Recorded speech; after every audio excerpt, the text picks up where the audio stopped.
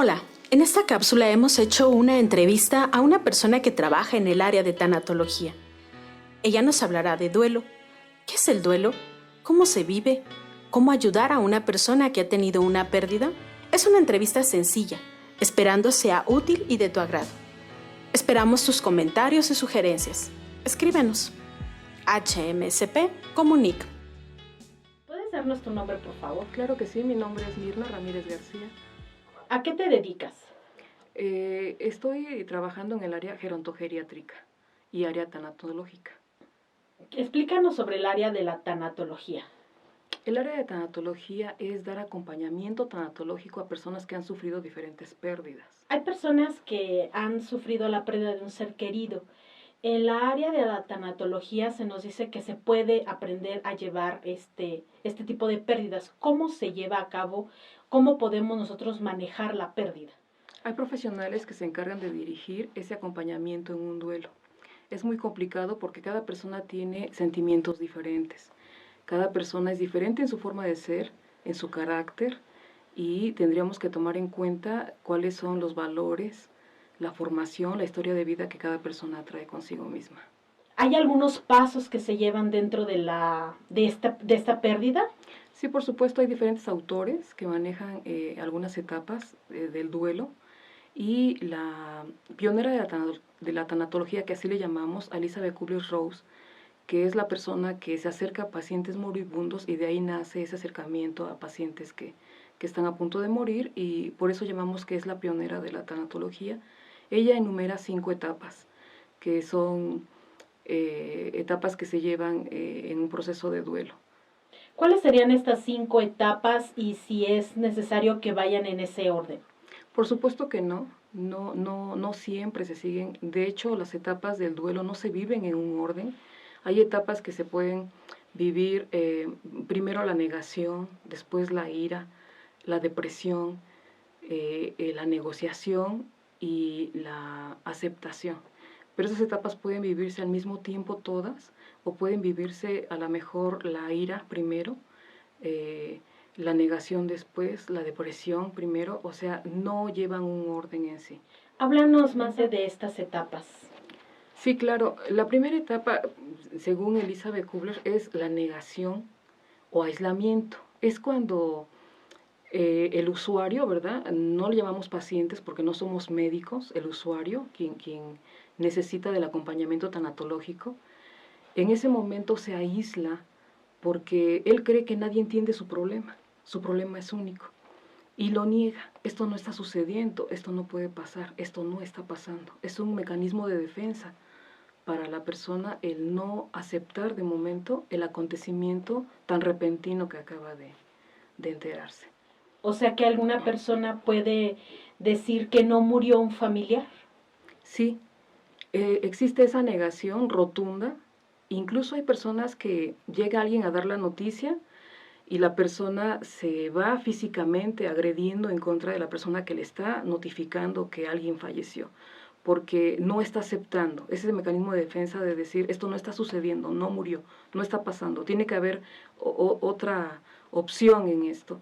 No solamente se da en la pérdida de alguien, las pérdidas se pueden dar cuando recibimos alguna noticia de la amputación de una pierna, de un divorcio, el cambio de domicilio, de un pequeñito que se va de un lugar a otro, deja amigos, deja escuela. Hay muchos tipos de pérdidas.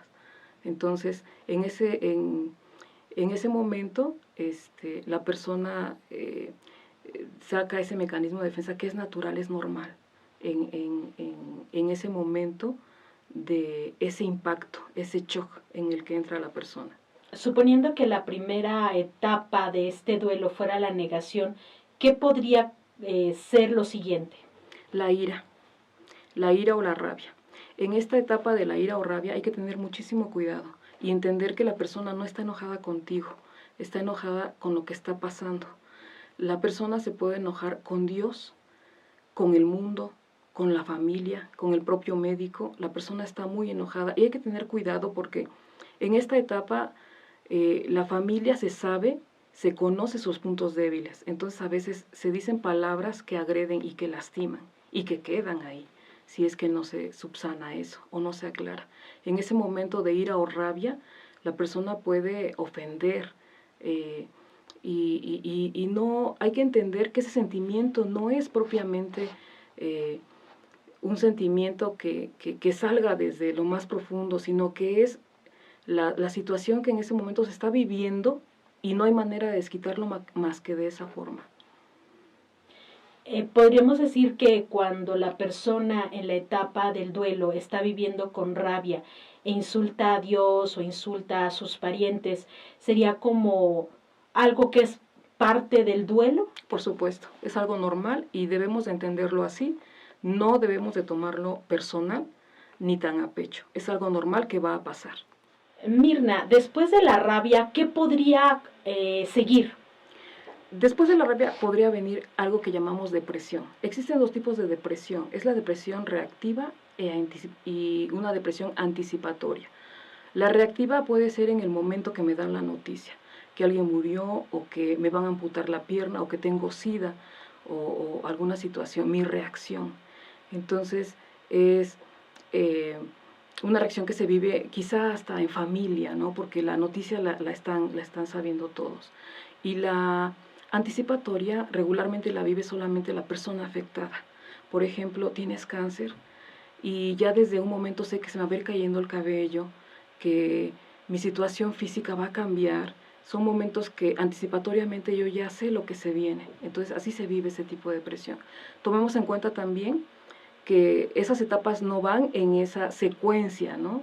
De repente puede ser una depresión o después la negación, la ira o la rabia.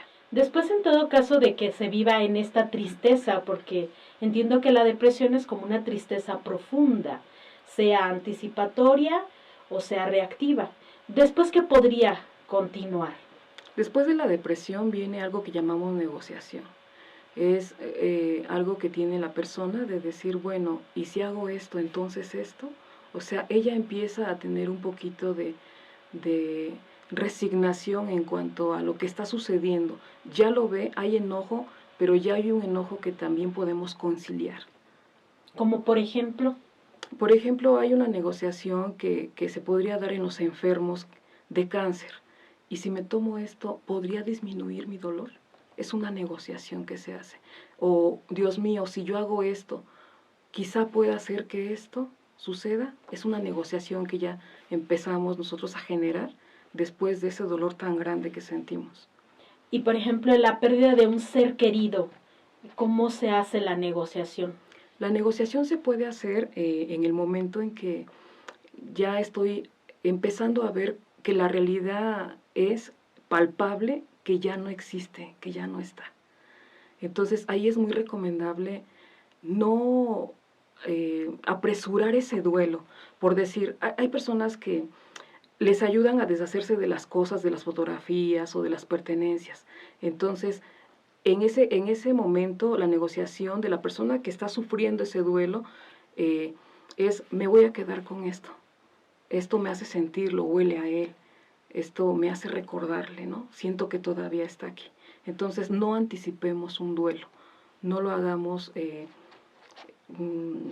no lo hagamos tan aprisa. Hay que dejar que la persona viva esos sentimientos, que los experimente sin adelantar, sin presionar. A veces es importante solamente escuchar, sentarnos y escuchar. No es necesario tantas palabras. A veces solamente estoy aquí, un apretón de manos, un abrazo y sentarse a escuchar. Mirna, tenemos que dentro de este duelo ya está viviendo la persona una negación, hay una rabia o una ira, también hay tristeza, que sería la depresión, y viene lo que es la negociación. ¿Qué otro elemento podría haber dentro de un duelo? Hay algo que le llama Elizabeth Kubler-Ross en la quinta etapa, que es la aceptación. Pero no es una aceptación de decir ya esto está pasando, no, es ver una realidad. Y la aceptación es dejar ir el dolor y quedarse con tu persona, quedarte con él, quedarte con su recuerdo. Sí, por supuesto, el dolor siempre va a estar ahí, pero va a ir disminuyendo con el paso del tiempo. Vamos a ir entendiendo que esa es la realidad. Entonces, esa es la aceptación. Dejas ir el dolor y te quedas con la persona. Si nos llegamos a saltar o vamos, no queremos avanzar alguna de estas etapas, ¿podría acontecer algo en nuestro vivir? Estas etapas, como te lo comenté en un principio, no llevan estrictamente ese orden. Incluso puedes estar en la negociación y regresar a la ira o rabia. O puedes iniciar y estar en la negación e irte a la depresión. Depende de la persona que está viviendo el duelo. Todos somos muy diferentes. Sí, por supuesto, necesitan la guía de un profesional, de un tanatólogo, que le dé ese acompañamiento y dependiendo de cada persona, su resiliencia, habría que valorar cómo va ese acompañamiento resultando y por supuesto que siempre respetando el sentir humano. Hay un eslogan que se utiliza en CD que es encauzar el sentimiento humano. Si la persona prolonga mucho alguna etapa, ¿es sano o simplemente es como tú decías, es por la capacidad de resiliencia que tenga la persona? Es dependiendo de cada persona, es diferente la historia de vida que trae y influyen, hay muchos factores, ¿no? Influyen muchísimos factores, pero sí, por supuesto, mucha atención en el acompañamiento en el momento de la depresión, que no se torne una depresión clínica, porque entonces ya se tendría que canalizar a un profesional en la materia, que sería un psicólogo. Por ejemplo, vemos personas que cuando vamos a acompañar a algún hermano, alguna hermana que falleció, un familiar de ellos, llegamos a decirle, lo siento mucho, échale ganas. ¿Será en un momento dado bueno? ¿O qué podríamos nosotros decirle a esta persona? Que no llore, que sí llore, que ella es la fuerte. ¿Podría causarle, afectar más bien, podría afectarle el impedir que viva su duelo? Hay palabras que no son tan adecuadas, las decimos por desconocimiento. ¿Qué son las ganas y cómo se echan? Esa es mi pregunta. Hay mucha gente que dice, es que Dios así lo quiso. No, Dios así no lo quiso. Son circunstancias de la vida. Lo más adecuado, lo más recomendable es, estoy aquí para lo que tú necesites y darle un abrazo muy fuerte. No es recomendable porque a veces se cometen ese tipo de imprudencias por desconocimiento. Mirna, cuando nos encontramos cerca de alguna persona que ha tenido alguna pérdida, sea de trabajo, sea de salud, sea de algún familiar, ¿existen algunas técnicas de intervención para poder ayudar a esta persona en su duelo? Sí, por supuesto, hay algunas técnicas de intervención. Hay que establecer contacto con la persona, con el doliente. Hay que hablar por teléfono. No hablemos mucho, hay que saber escuchar. Hablar poco en la primera visita, dar un abrazo, un apretón de manos. Evitar esas frases trilladas, como lo mencionabas, de que Dios se lo llevó, su vida fue feliz, tienes que resignarte. Por supuesto que no, la persona solamente ella sabe lo que está sintiendo y el dolor tan fuerte por el cual está pasando. Sé tú mismo, no muestres tu propio interés y si tienes un compromiso con la persona, acude, cúmplelo y vete con tiempo, porque a veces llevamos el tiempo contado y nos queremos ir. No, para ese tipo de situaciones hay que tener toda la calma, la prudencia, el respeto a la persona que está pasando por este duelo, mantenerse en contacto, permanecer siempre disponible. Estimula a otros que lo ayuden. Por ejemplo, hay personas adultos mayores que han perdido algún hijo. Por supuesto, jamás vas a suplir eso. Es un dolor muy profundo. Pero lo más recomendable que se haría en ese momento, a lo mejor acercarle a alguno de sus nietecitos, tratar de fomentar esas visitas para que ellos... Por supuesto que hay personas que prefieren estar solas, pero mantente al margen. Pregunta cómo está de vez en cuando. Y respetar su silencio y su dolor. No le digas al doliente cómo se debe sentir. Cuando las personas a veces por nuestra fe tendemos a ser imprudentes y decir, pues es que pues Dios así lo quiso y deja que Dios... No le des doctrina. La persona en ese momento está pasando por una situación de mucho dolor, de mucha pena.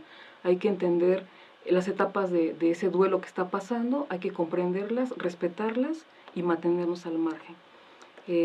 No aceleres esa elaboración del duelo, no ayudes a romper con esas etapas, ¿no? Esto no es algo que se haga con mala intención. Llevamos la mejor intención de ayudar, pero sí a veces tenemos ese desconocimiento. Me recordabas ahorita un pasaje de la Biblia donde Jesús, ante la pérdida de un hijo de la viuda va encaminando, va enterrando a su hijo y va llorando, va todo el séquito, y la actitud de Jesús no es acepta la voluntad de Dios, ¿no? Sino es acercarse, me imagino que la toca y le dice, no llores. Por supuesto, ahí tenemos un ejemplo muy, muy importante.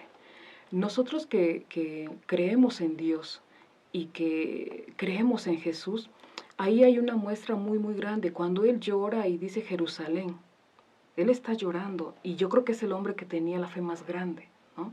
No podemos comparar su fe con la de nosotros. Y aún así es empático con el dolor humano.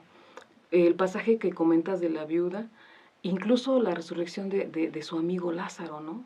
Él llora. Entonces es un hombre que permite que floten esos sentimientos humanos y debemos de entender que Jesús, siendo Dios y entendiendo perfectamente el corazón humano que era semejante a él, él comprende la tristeza y con toda esa fe acepta que es una situación que el ser humano está pasando en ese momento y se solidariza, ¿no? Y con esa fraternidad y con esa empatía puede darle ese consuelo a los sufrientes. Entonces nuestro deber como cristianos sería ese acompañamiento y no tanto te voy a echar ánimo o como tú decías, te voy a dar doctrina, ¿no? Te vine a enseñar que Cristo está junto a ti, sino más bien Cristo está junto a ti, pero en mi comprensión, en mi solidaridad, en mi acompañamiento con tu dolor, ¿no? Claro, y está doliéndose contigo, ¿no? Cristo está sufriendo con tu dolor, por supuesto que sí. Hacerle ver eso a la persona doliente, porque en el momento que tú pierdes a alguien, sabemos y nos causa impacto escuchar una noticia. Últimamente tanto acontecimiento, de muchas pérdidas, que alguna persona murió, secuestros, suicidios. Pero si la persona es de nuestra familia, pues nos causa más impacto, ¿no? Y entonces entender que el dolor es único, que la persona solamente ella sabe por lo que está pasando. Y ese dolor no puedes tú llegar y comentar, esto va a pasar, tienes más hijos, por Dios, o sea, no le cortaron una rama a ese árbol, le cortaron la raíz, ¿no?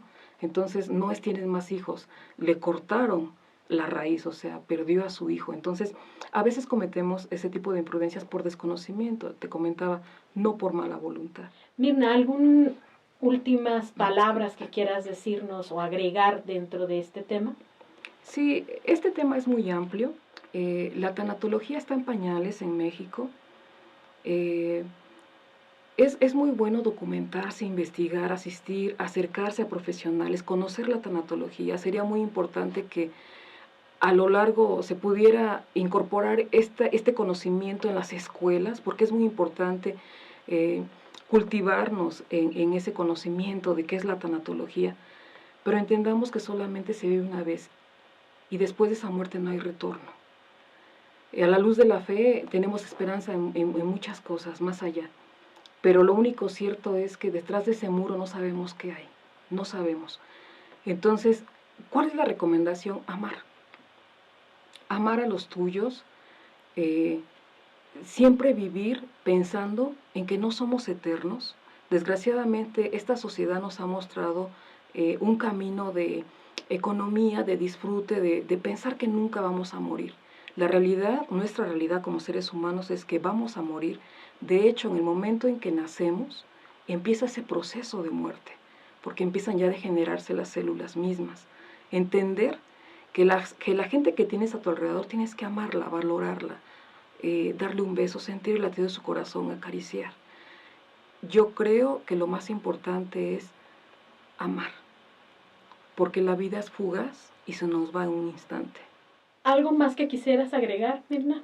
Claro que sí, me gustaría hacer una pregunta y que nos la llevemos al momento de reflexión cuando estemos a solas. Preguntar lo que les pregunto en mis charlas, ¿cuántos años tienes? Habrá quien me conteste en este momento, tengo 15, tengo 30, tengo 60, tengo 80, 90 años, ¿por qué no? Y la situación es que ya no los tienes, esos años ya no los tienes, ya se fueron. Esos los tuviste, no los tienes. Entonces, reflexionar en eso, hacer hincapié en eso. Por eso entendamos que la vida es corta, que es fugaz. Yo comento sobre esto, es muy superficial, a grandes rasgos, me enfoqué en Elizabeth Kubler, porque bueno, ella es la pionera de la tanatología, pero hay muchísimos autores que pueden ilustrar un poquito más, ahondar más en esto, por supuesto. Bueno, pues si existe algún comentario que ustedes quisieran hacernos, alguna duda, alguna inquietud, alguna pregunta, pongan sus comentarios y con muchísimo gusto, en la medida de lo posible, estaremos respondiendo sus comentarios. Y bueno, excelente día, excelente noche, amen mucho, esa es la recomendación, y suscríbanse a la página de HMSP Comunica. Muchas gracias.